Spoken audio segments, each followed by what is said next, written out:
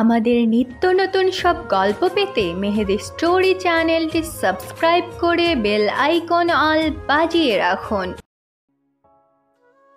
বাসায় গিয়ে গাড়ি থেকে নামার পর আমি মাহিরকে বললাম, মাহির, তোমার সঙ্গে আমার কিছু কথা আছে, প্লিজ তুমি আমার কথাগুলো শোনো। মাহির বলল, বলো, এরপর আর কোনোদিন তো সুযোগ পাবে না। কি কি বলতে চাও সব বলে ফেলো। তখনও এখানে অবলা আর মতিন, ওপাশে সুলতান। আমি বললাম, ওদের সামনে না, তোমার সঙ্গে আলাদা করে কথা বলতে চাই। মাহির শব্দ করে হাসলো, হেসে বলল,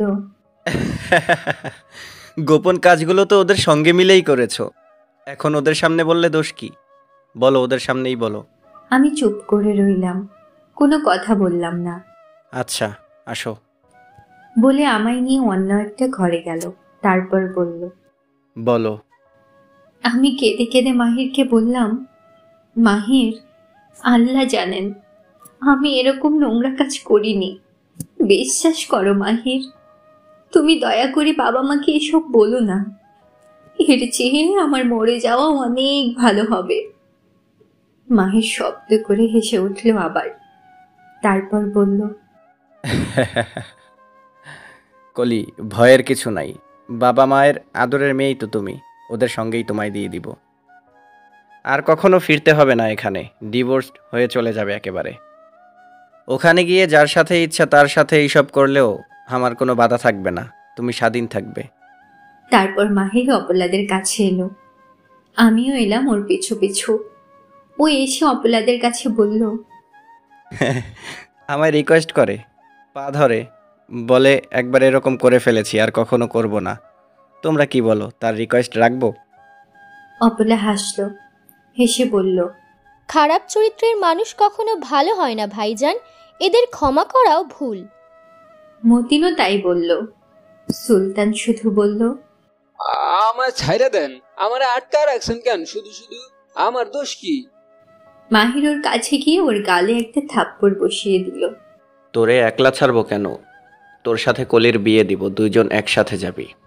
বলে হাসলো মাহির শব্দ করে।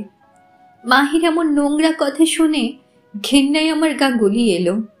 আমি তখনই ঠিক করে নিলাম, যা অপবাদ দেওয়ার দিক।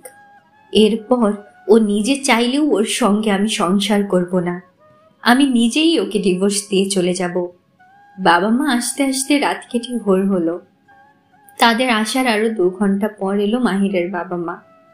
তারা আসার পর তাদের খাবার দেওয়া হলো। খাবার রান্না করেছে অপলা, আমাকেও খেতে দেওয়া হলো। আমি খাবার মুখে তুলিনি। অপলা অবশ্য বলেছে, আপা, যা হবার হবে, এসবের জন্য তো নাওয়া খাওয়া বন্ধ করলে চলবে না। আমি ওর সঙ্গে কোনো কথা বললাম না, শুধু একবার তাকালাম ওর চোখের দিকে।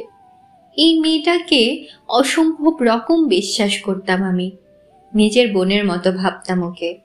আর সে কিনা এত বড় বিশ্বাসঘাতকতাটা করলো আমার সঙ্গে। খাওয়া দাওয়ার পর্ব শেষ হলে একটা কালো ব্যাগ নিয়ে এলো মাহির। কি হয়েছে বাবা? মাহির কোনো উত্তর না করে ব্যাগটা বাবার হাতে দিয়ে বলে, ব্যাগের চেইনটা খুলেন।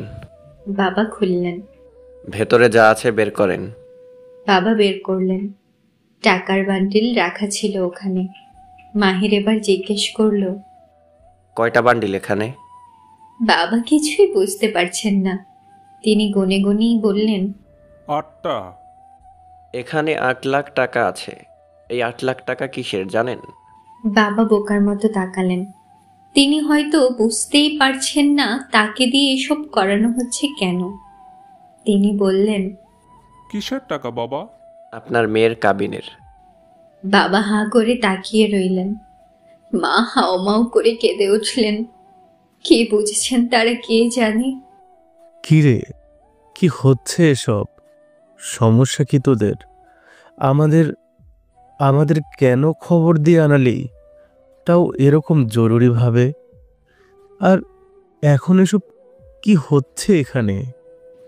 তার মাও তার বাবার সঙ্গে গলা মিলিয়ে একই কথা বললেন। কলি এমন কিছু করেছে যার পর ওর সঙ্গে সংসার করা আর সম্ভব না। আমি ঠিক করেছি ওকে ডিভোর্স দিব, এছাড়া আর কোনো পথ খোলা নাই। বাবা মা হতভম্ব হয়ে বসে রইলেন। মায়ের চোখ তখনও ভেজা, তিনি একটু আগেই কেঁদেছেন। কি করেছে কলি? কেন ডিভোর্স দিবি তাকে? স্বামী রেখে পরপুরুষের বাসায় গিয়ে পরপুরুষের সঙ্গে রাত কাটালে তাকে ঘরে রাখবো কিভাবে? এটা সম্ভব? ওর কথা শুনে লজ্জায় কষ্টে মুখ নিচু করে আমি চুপিসারে কাঁদতে লাগলাম। মাও কাঁদছেন, বাবা বোকার মতো হাঁ করেই বসে আছেন। এসব কি বলছিস তুই মাহির? ছি ছি ছি, আমার আমার মান সম্মান এভাবে নষ্ট করলি তোরা? এর মধ্যে মাহিরের মা ডাকলেন আমায়, বললেন আমি কথা বলতে পারছি না, কাঁদছি। কাঁদতে কাঁদতেই বললাম, আপনার ছেলের কথা বাদ দিয়ে আমার কথা বিশ্বাস করবেন মা? করবেন না, আমি জানি। অপলাকে জিজ্ঞেস করো কি কি ঘটেছে, মতিনকে জিজ্ঞেস করো, এমনকি যার সঙ্গে কুকর্ম করেছে সেই শয়তানও এখানে আছে, তার কাছে জিজ্ঞেস করো, ওরাই সব বলবে। কলি দোষ করেছে, কুকর্ম করেছে, সে তো আর স্বীকার করবে না মা, এটা তো বোকারাও বুঝে। মাহিরের মা সবার আগে জিজ্ঞেস করলেন অপলাকে। বললেন, অপলা তুমি এই বিষয়ে কিছু জানো? অপলা বলল, জানি খালাম্মা। কি কি জানো বলো আমায়, সব সত্য বলবা, মিথ্যা বলবা না। মা, সে এই বাড়ির কাজের মানুষ, তার কী লাভ হবে মিথ্যা বলে? সে আমাদের সবার বিশ্বস্ত মানুষ, এমনকি কলির কলিজার টুকরা সে। তারা দুইজন বোনের মতোই ছিল, কিন্তু অপলা ভালো মেয়ে, সে কলির করা নোংরামি সহ্য করতে পারে নাই, তাই সব বলে দিছে। তারে অবিশ্বাস করার কিছু নাই, সে যা যা বলবে সব সত্য বলবে। তোকে কিছু জিজ্ঞেস করেছি আমি? না। তাহলে তুই চুপ থাক। অপলা বলো, তুমি কি জানো তা বলো। অপলা এবার বলতে শুরু করলো। কয়েকদিন আগে মাহির ভাইজান একটা পরিকল্পনা করলো। তার তো আর একটা বউ আছে, গোপনে বিয়ে করছে। ওইখানে 3 বছরের একটা বাচ্চাও আছে তার। তো সেই বউরে ঘরে তোলার জন্য কলিয়াপাড়ে বাইর করা দরকার। কিন্তু কলিয়াপাড়ে তো সোজাসুজি বার করে দেওয়া যাবে না, তারে তালাক দিতে হলে তো তার দোষ বাইর করতে হইব। তাই সে পরিকল্পনা করলো, কলিয়াপাড়ে আমি ঘর থেকে বাইর করে দূরে কারোর বাসায় নিয়ে যাইব। সেই বাসায় আর একজন পুরুষ লোক থাকবে। এরপর কলিয়াপাড়ে ওই পুরুষের সাথে এক ঘরে তালা লাগিয়ে রেখে আমি এসে পড়ব। বাকিটা মাহির ভাইজান দেখবেন। বিনিময়ে মাহির ভাইজান আমাকে 50,000 আর আমার সঙ্গে যে পুরুষ লোক কাজ করবে তাকে 50,000 দেন। আমি তখন আমার এক ভাইরে ঠিক করি যে কলিয়াপাড়ার সাথে এই ঘরে থাকবে। এরপর মাহির ভাইজানের বুদ্ধিমতো আমি কলিয়াপাড়ে নিয়ে আমাদের বাড়িতে যাওয়ার কথা বলে ওই বাসায় নিয়ে যাই। ওইখানে নিয়ে খাবারের সাথে ঘুমের ওষুধ খাইয়ে আপাকে ওখানে রেখে ঘরের দরজায় তালা দিয়ে আমি এসে পড়ি। এরপর তো মাহির ভাইজান এসেই পড়ে আর তার পরিকল্পনা মতো কাজ করে। কিন্তু আমি মনে মনে ঠিক করে রাখি, কলিয়াপাড়ে আমি নির্দোষ প্রমাণ করবই করব, তার মিথ্যা শাস্তি পেতে আমি দিব না। অপলার কথা শুনে আমি আশ্চর্য হই, চমকে উঠি। আমার কিছুতেই বিশ্বাস হতে চায় না অপলা এভাবে সত্যটা বলবে। কিন্তু মাহির ততক্ষণে রেগে আগুন। সে বলে, এই হারামজাদি মিথ্যা বলছে, এইসব সব বানিয়ে বলছে। ঠিক তখনই মুখ খুলল মতিন, বলল, ভাইজান, আমি জানি সত্যিটা বললে আমার চাকরি চলে যাবে, আপনার বাসায় আর থাকতে দিবেন না, গাড়ি চালাবার কাজটা আমার আর থাকবে না। না থাকুক, বেকার থাকবো, না খেয়ে থাকবো, তবুও একজনের ওপর অপবাদ দিলে তা দেখে চুপ থাকবো না। ভাইজান, গোপনে অনেক চক্রান্ত করেছেন আপনি, আর না, এবার থামেন। আপনি আরও 4 বছর আগে গোপনে বিয়ে করেছেন, ওইখানে আপনার 3 বছরের একটা মেয়ে আছে। কলি ম্যাডাম বাড়িতে বেড়াতে গেলে আপনার ওই স্ত্রীরে এখানে নিয়ে আসেন, সব তো আমাদের জানা। এইবার যে আপনি পরিকল্পনা করে ম্যাডামরে ফাঁসাইলেন, এইটাও আমার জানা। ভাইজান, নিজেরে সবচেয়ে চতুর মনে করেন না, অনেক বাড়াবাড়ি করছেন আপনি। আল্লাহ সুযোগ দিছে আগে, এইবার আর সুযোগ নাই, আপনি ধরা পড়ে গেছেন ভাইজান। এবার সুলতানও মুখ খুলল। সে বলল, আমি অপলার কথা মতো কাজ করছি, কিন্তু আমরা আগে থেকেই ঠিক করে রাখছিলাম কলি আপার মতো এমন ভালো একটা মানুষকে এত বড় শাস্তি আমরা পাইতে দেব না। মাহির রেগে মেগে আগুন হয়ে গেল। সে একবার গেল মতিনের উপর হাত তুলতে, আরেকবার গেল সুলতানের উপর হাত তুলতে, কিন্তু মাহিরের বাবা এক ধমক দিয়ে মাহিরকে থামিয়ে দিলেন।